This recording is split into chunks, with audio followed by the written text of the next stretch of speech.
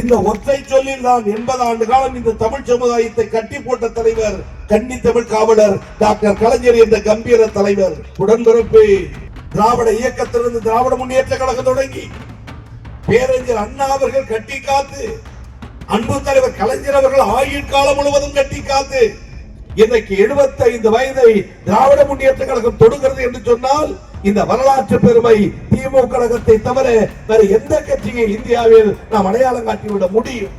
திராவிட முன்னேற்ற கழகத்தின் கடைகோடி தொண்டன் இருக்கும் வரை எந்த கொம்பனும் திமுக கழகத்தை தொட்டு பார்க்க முடியாது என்பதற்கு அடையாளம் காஞ்சிபுரம் தெற்கு மாவட்டத்தில் லத்தூர் ஒன்றியத்தில் நடக்கிற இந்த இனிய நிகழ்ச்சி. காஞ்சிபுரத்தில் நடந்த நிகழ்ச்சியில் தலைவர் சொன்னார், 40க்கு 40 நாடாளுமன்றத்தில் வென்றோம். அடுத்த இலக்கு 234 200+. இது முதலமைச்சர் சொன்ன வார்த்தை. எங்கள் அண்ணன்களை வைத்து சொல்லுகிறேன், மாவட்ட செயலாளர் உருவாக்கி இருக்கிற கூட்டத்தில் அண்ணன் பாபு அவர்கள் அமைத்து தந்திருக்கிற மேடையில் நின்று ஆயிரக்கணக்கான தாய்மார்களை வைத்து சொல்லுகிறேன், தளபதியின் இலக்கு 200 என்றால் தமிழ்நாட்டு மக்கள் தருகிற பரிசு 234க்கு 234 என்பதை நாடறியும் நன்கறியும். எனவேதான் இன்றைக்கு அதிமுக அணியும் பாரதிய ஜனதா அணியும் எலியும் பூனையுமாக இருந்தவர்கள் உறவாடி கொண்டிருக்கிறார்கள். இந்த ஆட்சியை வீட்டுக்கு அனுப்புவோம் என்று திராவிட முன்னேற்ற கழகத்தின் வரலாறு புரிந்தவர்கள் யாராக இருந்தாலும் சரி, இது ஆட்சி அதிகாரத்திற்கு வந்த இயக்கம் அல்ல, கோட்டை கொத்தளத்துக்காக காத்திருக்கிற இயக்கம் அல்ல. பேரறிஞர் அண்ணா சொல்லுவதை போல் பதவி என்பது என் தோளில் போடுகிற துண்டு, இந்த துண்டை நான் என்றைக்கும் இழக்க தயார். ஆனால் இடுப்பில் இருக்கிற கொள்கையாகிய வேண்டியை லட்சியத்தை ஆயுட்காலம் முழுவதும் இழக்க மாட்டேன் என்று வாழ்ந்த தலைவர் பேரறிஞர் அண்ணாவும் அன்பு தலைவர் கலைஞர் அவர்களும் கொண்ட கொள்கையில் கலைஞர் என்றைக்காவது தன்னை மாற்றிக்கொண்ட வரலாறு உண்டா? இன்றைக்கு தமிழ்நாடு முதலமைச்சர் தன்னிகரலாத தலைவர் சட்டப்பேரவையில் தீர்மானத்தை நிறைவேற்றினார். மாநில சுயாட்சியை தமிழ்நாடு அடைய வேண்டும். அதுதான் அண்ணாவின் கொள்கை. மத்தியிலே கூட்டாட்சி, மாநில சுயாட்சி, 50 முழக்கம். அதற்கு தடை ஏற்படுமையானால் நான் ஆட்சியில் இருந்தாலும் கவலை இல்லை, எதிர்த்து போராடுவேன் என்று நான் அறிந்தவரை தெரிந்தவரை ஆட்சி கட்டிலில் இருக்கும் போதும் ஒரு மத்திய அரசாங்கத்தை எதிர்த்து போராடுகிற முதலமைச்சர் தமிழ்நாடு முதலமைச்சர் தளபதி மு.க. ஸ்டாலின் என்று சொன்னால் எங்களுக்கு இருக்கிற உணர்வு, எங்களுக்கு இருக்கிற உரிமை விட்டு கொடுக்க முடியாது. நாங்கள் ஒன்றும் அடிமைகள் அல்ல எடப்பாடியை போல.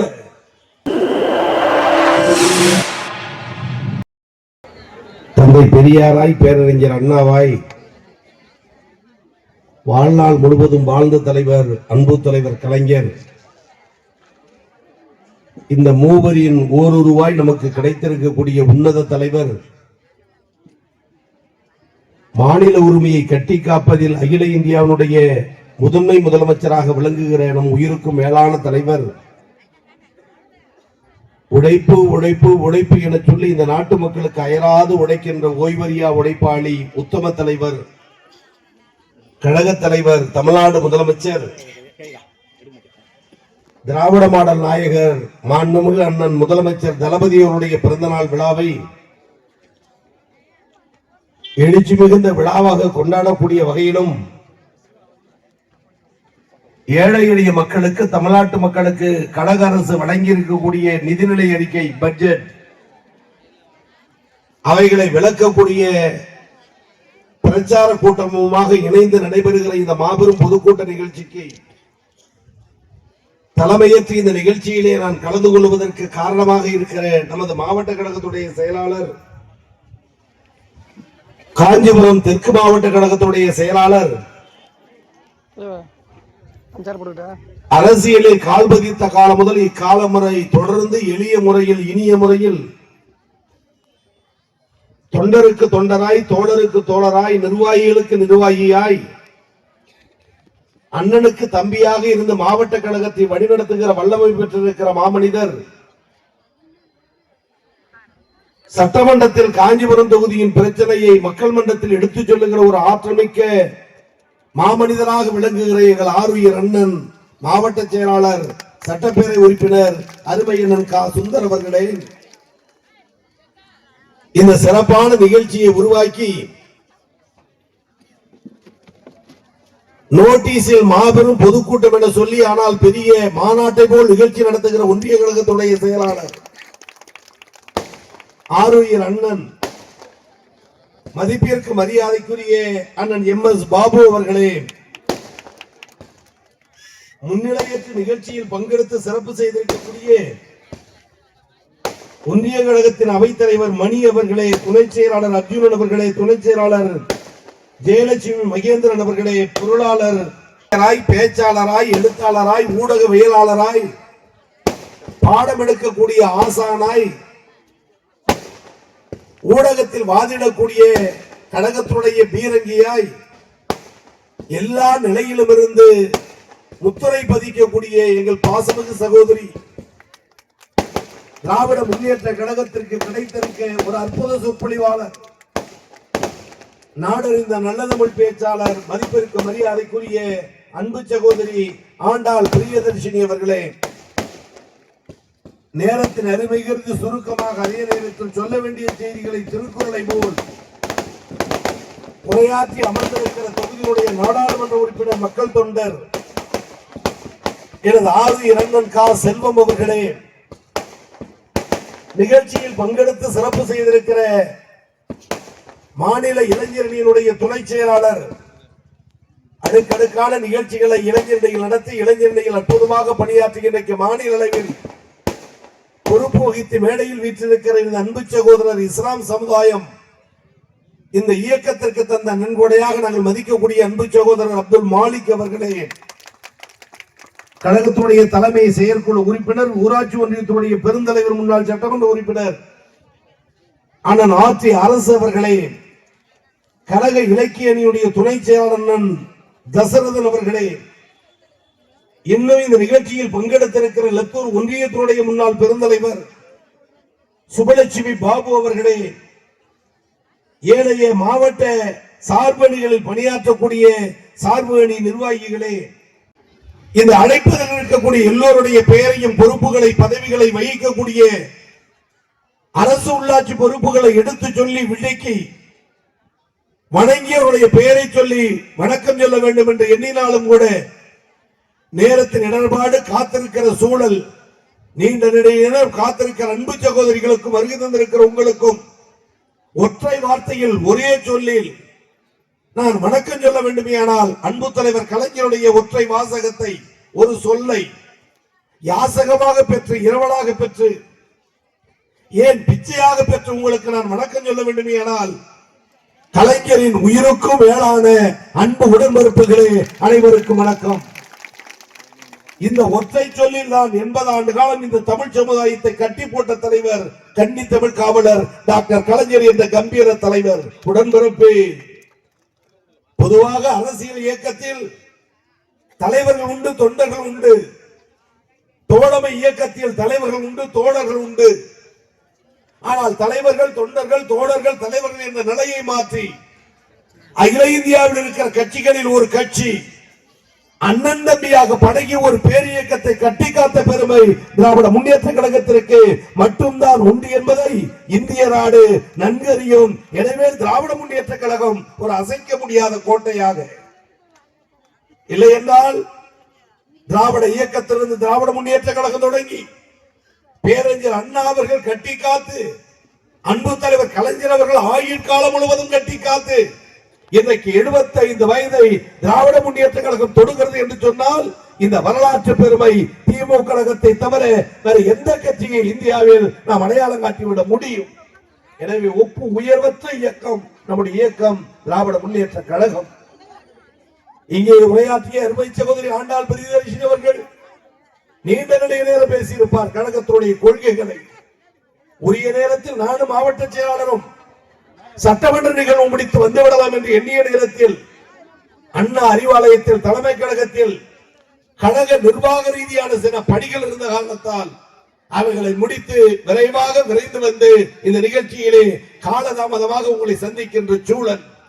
எனவே இந்த சூழலிலும் இப்பேற்பட்ட மக்கள், தாய்மார்கள், சகோதரிகள் காத்திருந்த நமது ஒன்றியத்தில் திராவிட முன்னேற்ற கழகத்துடைய கொள்கைகளை, விளக்கங்களை கேட்க காத்திருக்கிறார்கள் என்று சொன்னால் திராவிட முன்னேற்ற கழகத்தின் கடைகோடி தொண்டன் இருக்கும் வரை எந்த கொம்பனும் திமுக கழகத்தை தொட்டு பார்க்க முடியாது என்பதற்கு அடையாளம் காஞ்சிபுரம் தெற்கு மாவட்டத்தில் லத்தூர் ஒன்றியத்தில் நடக்கிற இந்த இனிய நிகழ்ச்சி.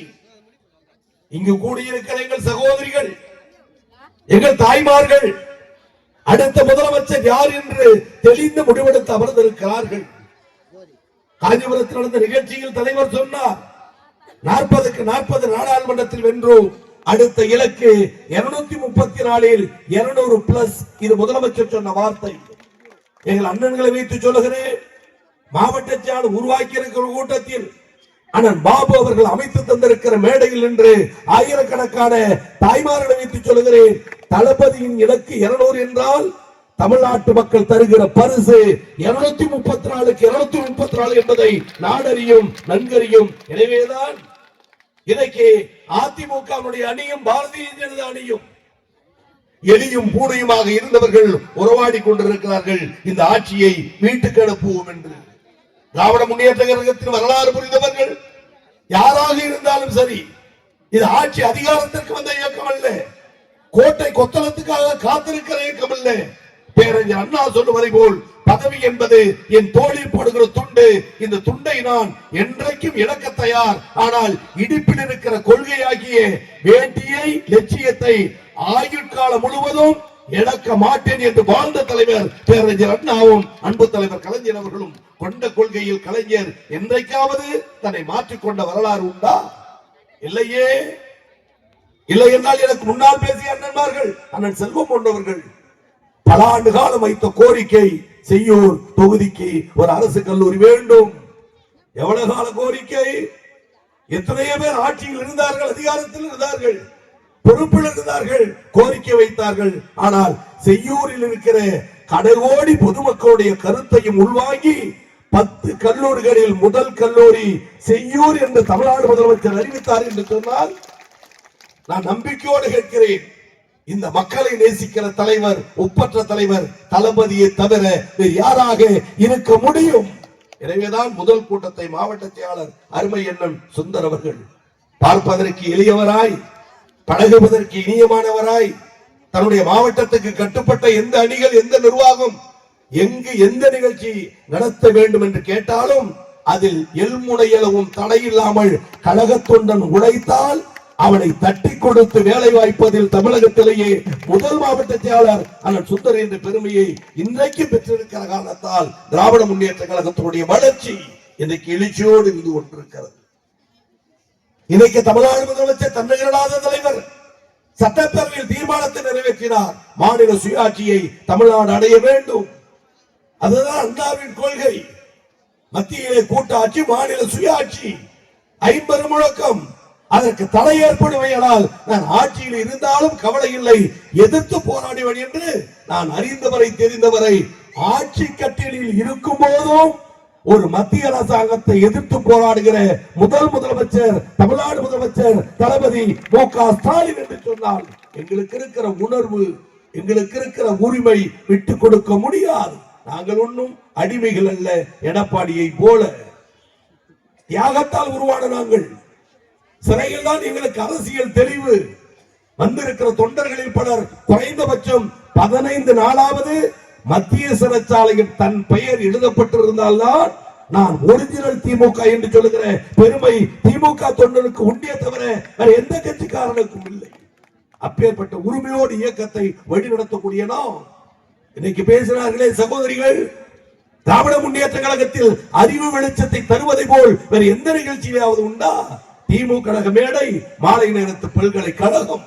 அறிஞர் அண்ணா சொல்லுவார், இதே லத்தூர் பகுதியில் அனைத்து கிராமங்களிலும் நான் சட்டக்கல்லூரி மாணவராக பயின்ற போது, வழக்கறிஞராக உயர்நீதிமன்றத்தில் பணியாற்றிய போது, இப்படி தொடர்ந்து ஒரு 30 ஆண்டு காலம் நான் அதிகம் வந்து கூட்டம் பேசிய ஒரு பகுதி இந்த லத்தூர் ஒன்றியம் என்பதை என்னோடு பழகியவர்கள், அறிந்தவர்கள், தெரிந்தவர்கள், புரிந்தவர்கள் நன்றாக அறிவார்கள். இன்னும் சொல்ல வேண்டுமானால் இந்த ஒன்றியத்தில் இருக்கிற அனைத்து ஊராட்சிக்கும் திருமலை கூட்டத்துக்கு வந்த ஒரு பேச்சாளர் இந்த எளிய தொண்டர் கோவி செல்யன் இன்றைக்கு லத்தூரிலே மாண்புமிகு உயர்கல்வித்துறை அமைச்சர் என்ற நிலையில் இதுதானே ஒரு தொண்டனுக்கு இயக்கம் தருகிற அங்கீகாரம். இதுதானே திமுக தொண்டர்கள் வசம் கலைஞர் கொண்டிருக்கிற தளபதி கொண்டிருக்கிற பற்று பாசம். கோவி செழியன் மிட்டா ராசா, என் தங்கைமார்களே சகோதரிகளே, உங்களை போல் ஒரு ஏழை எளிய குடும்பத்தில் பிறந்தவனா. தஞ்சை மாவட்டம் அருகே திருவிடைமுழுதூர் அருகே ஒரு குக்கிராமம். 30 ஆண்டு காலம் இந்த இயக்கத்திற்கு பணியாற்றியதை என் அண்ணன்மார்கள் சொன்னார்கள். வாழ்க கலைஞர், வாழ்க திமுக, வெல்க தளபதி என்று உறக்க குரல் எழுப்பிய ஒரு ஓலை குடிசையில் பிறந்த ஏழை தொண்டனை 2011, 2016, 2021 தஞ்சை மாவட்டத்தில் ஒரே தொகுதியில் 3 முறை நிறுத்தி வெற்றியடைய செய்து இன்றைக்கு மாண்புமிகு என்ற வார்த்தையை உருவாக்கி இருக்கிறார் என்று சொன்னால், தொண்டர்களை போற்றுகிற இயக்கம் திமுக கழகத்தை தவிர வேற எந்த இயக்கம் சொல்ல முடியுமா? அதிலும் சொன்னார்களே, பேசுகிற கோவி செழியன் உயர்கல்வித்துறை அமைச்சர். ஒரு காலத்தில் தாழ்த்தப்பட்ட பிற்படுத்தப்பட்ட மக்களுக்கு கல்வி கிடையாது, கல்வி மறுக்கப்பட்டது. அவன் கற்றல் கூடாது, கற்றலும் கற்பித்தலும் அவன் தொழில். எவன் தொழில்? அவன் தொழில். ஐயர், ஐயங்கார், சர்மா, சாஸ்திரி அவர்கள் தான் கற்க வேண்டும், அவன் தான் பாடம் சொல்லி கொடுக்க வேண்டும். பல ஜாதி மக்கள் அவனுக்கு வேலை செய்யக்கூடிய வேலையாளாக தான் இருக்க வேண்டும் என்று.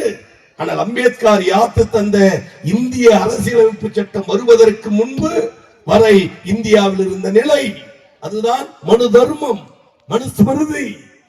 அவள் வகுத்து தந்த சட்டம் கற்றலும் கற்பித்தலும் அவன் தொழில். ஒருவேளை ஆதி திராடவன் சூத்திரவன் காதில் கல்வி ஓசை காதில் பட்டு விட்டான். ஆனா அவன்னா ABCD 1 2 3 கல்வி ஓசை சவுண்ட் அவன் காதில் பட்டு விட்டால் காதில் ஈயத்தை காட்சி ஊத்த வேண்டும் என்று சொன்னது மனுஸ்மிருதி. இன்றைக்கு சொல்லுகிறேன், எந்த சமூகத்தை சார்ந்தவன் படிக்க கூடாது என்றார்களோ, எந்த சமூகத்தில் பிறந்தவன் காதில் ஈயத்தை காட்சி ஊத்த வேண்டும் என்று சொன்னார்களோ, அந்த சமூகத்தில் பிறந்த ஏழை தொண்டன் கோவி செழியன் தமிழகத்தின் உயர்கல்வித்துறை அமைச்சர் இருந்தால் இந்தியாவில் யாரும் செய்யாத சாதனையை செய்து காட்டிய தலைவர் திராவிட சூரியனாக இருக்கிற எங்கள் கழக தலைவர் தளபதியை தவிர இந்தியாவில் வேறு யார்? எனவே இந்த மக்கள் இருக்கிற பாசம், பற்று, உணர்வு, மேடையில் இருக்கிற எங்கள் அண்ணன்மார்கள் கோவி செழியன் அடையாளப்படுத்துவது என்னை விளம்பரப்படுத்திக் கொள்ள அல்ல, எங்களை போன்ற தொண்டர்கள் தோழர்களை உள்ளடங்கிய இயக்கம். திமுக கழகத்தை போல் மக்களுக்கு உழைத்த இன்னொரு இயக்கம் எது?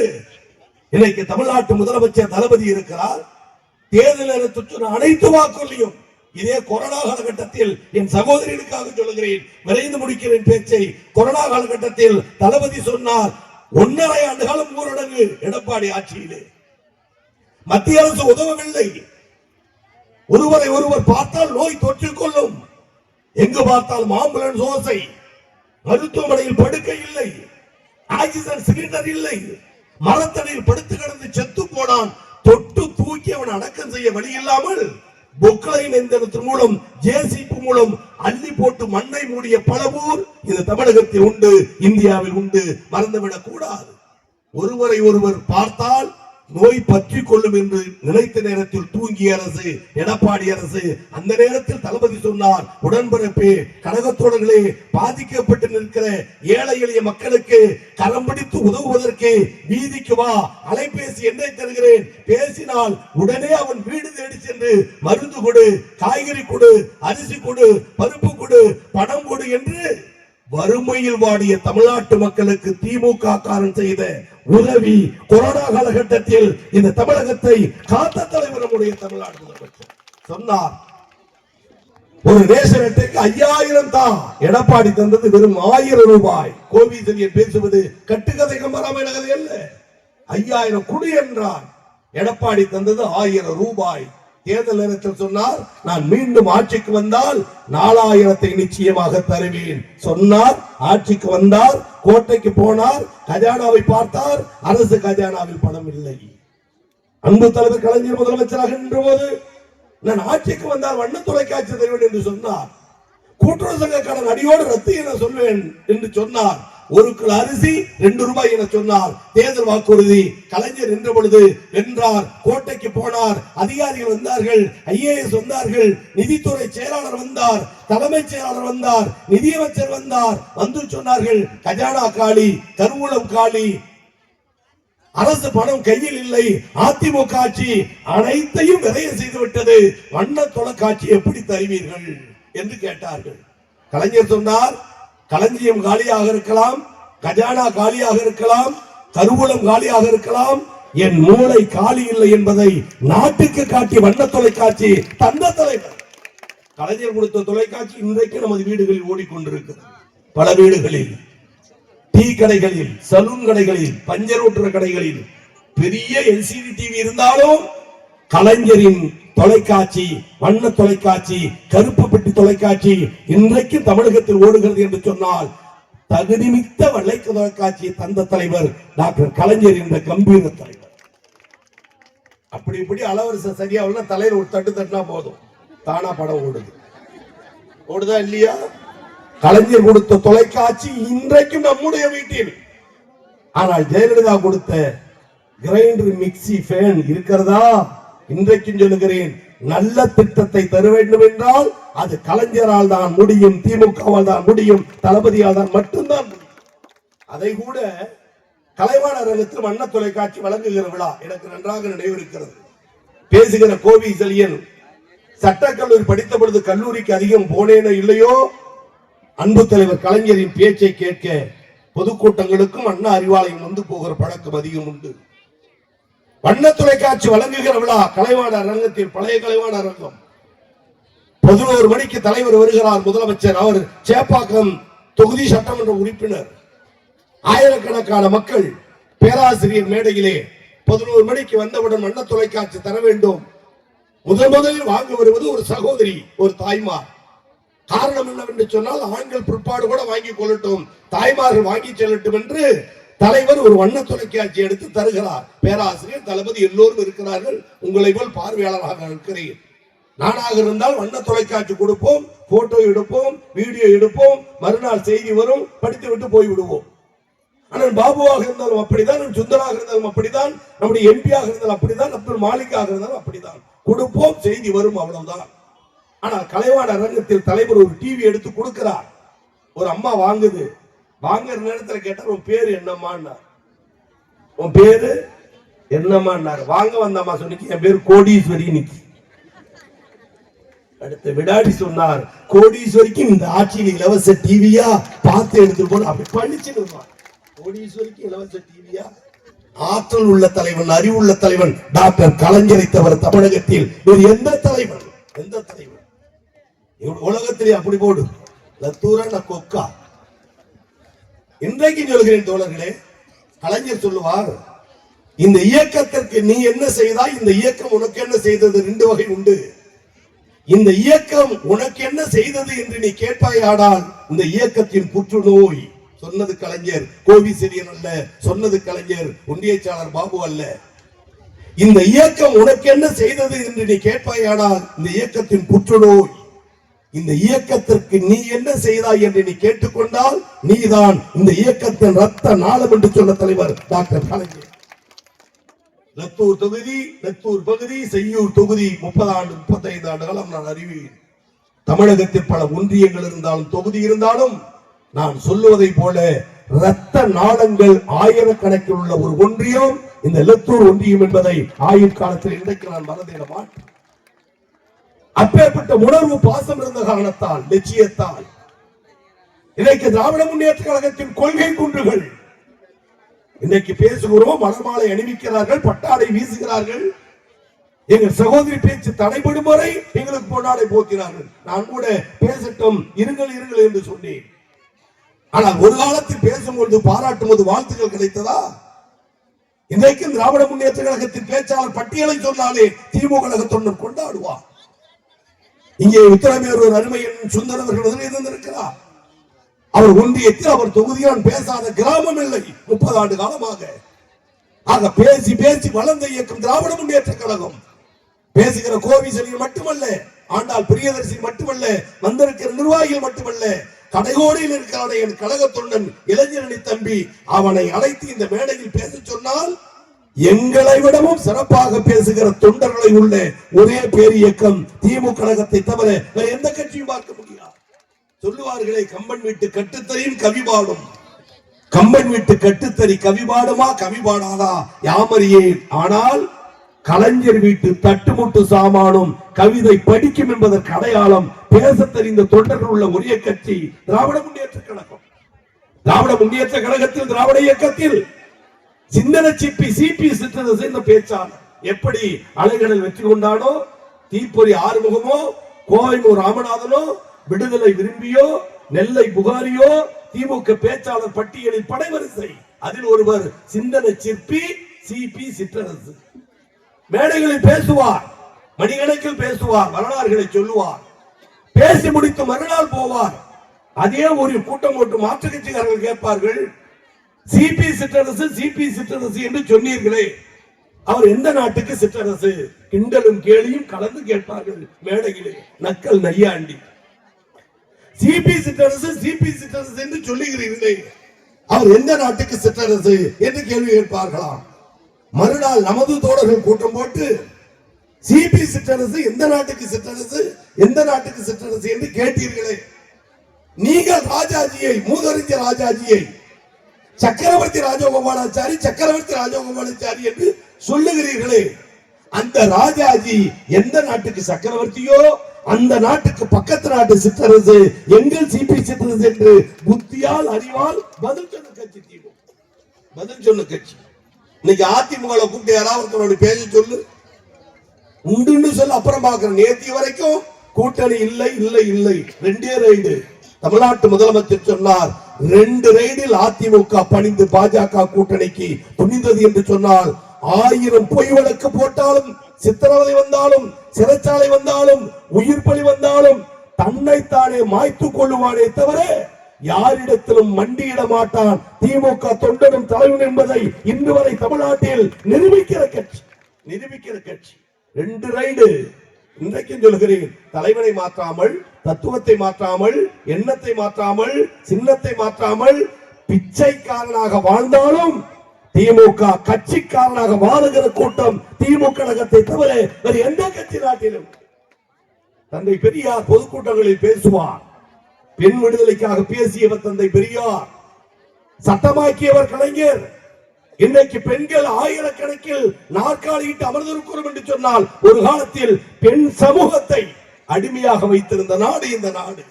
தந்தை பெரியார் தான், திராவிட இயக்கம் தான், அன்பு தலைவர் கலைஞர் தான்.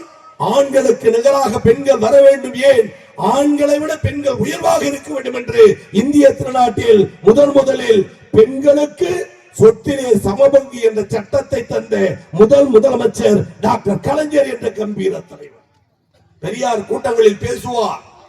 எதிரே இருந்து துண்டு சீட்டுகள் வரும், கேள்வித்தாள் வரும்.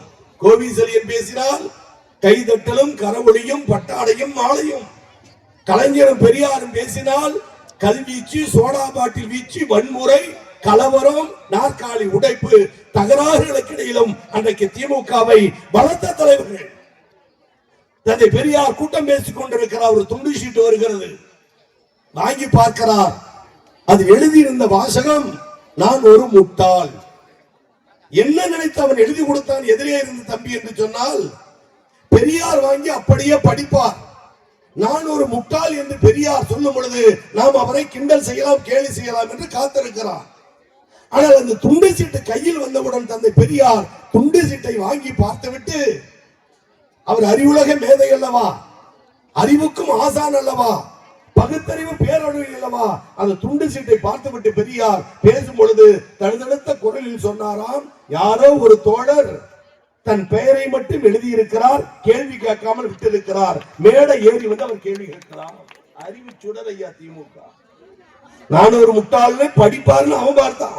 பெரியார் அடிச்சார், உன் பேரை மட்டும் எழுதியிருக்கிற மடையா, நீ வந்து கேள்வி கேளுடான்னார். இன்றைக்கும் சொல்லுகிறேன், அறிவு பெற்றவமாக இருக்கிற பேர் இயக்கம் திமுக கழகத்தை தவிர வேற எந்த இயக்கம் 1976 விசா காலகட்டத்தில் இன்றைக்கு வாரிசு அரசியல் என்று பேசுகிறார்களே, நான் பணிவோடு கேட்கிறேன், தளபதியும் அந்த உதயநிதியும் இந்த இயக்கத்திற்கு உழைப்பது போல் இன்னொரு கட்சியில் உழைப்பதற்கு எந்த இயக்கத்திலாவது ஆள் உண்டா?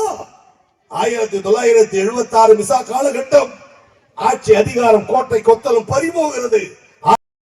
கைது 500க்கு மேல் 1000க்கு மேல் டிஆர் பாலு உள்பட கோசிமணி உள்பட வீரபாண்டியார் உள்பட பட்டியலை சொல்லலாம்.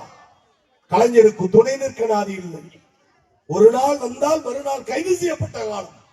மாலை 5 மணி காவல்துறை போலீஸ் வேனிலே கோபாலபுரம் போகிறார்கள். போலீஸ் வேனில் காவல்துறை வருவதை பார்த்துவிட்டு கலைஞர் தயாராகி நான் தயாராக இருக்கிறேன் போகலாமா என்று இருக்கிறார். அந்த காவல்துறை சொன்னது, நாங்கள் உங்களை கைது செய்ய வரவில்லை, எங்கே உங்கள் மகன் ஸ்டாலின். தலைவருக்கு ஆச்சரியம், என்னை கைது செய்யலாம் அரசியல் தலைவர், என் மகனை கைது செய்ய வந்திருக்கிறார். ஆனாலும் மனதை தெம்பாக்கி கொண்டு சொன்னார், மு.க. ஸ்டாலின் நாட